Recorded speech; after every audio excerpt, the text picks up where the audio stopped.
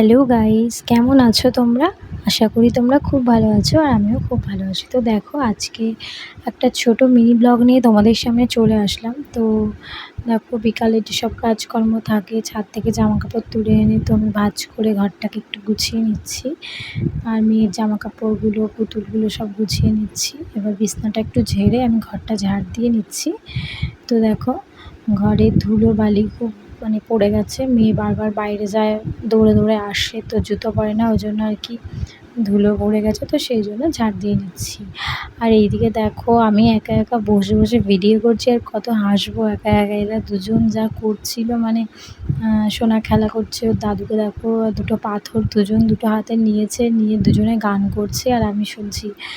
এত হাসি পাচ্ছে কি বলবো। আর দেখো বারবার পাথরটাকে মাটিতে ছুঁড়ছে আর বারবারই নিয়ে আসছে। তো চলো বন্ধুরা, টাটা, আজ এই পর্যন্তই। আবার অন্য কোনো ব্লগে অন্য কোনো দিন আসবো। তো ব্লগটা কেমন লাগলো সবাই জানিও। আর ব্লগটা ভালো লাগলে প্লিজ সবাই একটু সাবস্ক্রাইব করে দিও, লাইক করে দিও আর শেয়ার করে দিও। টাটা।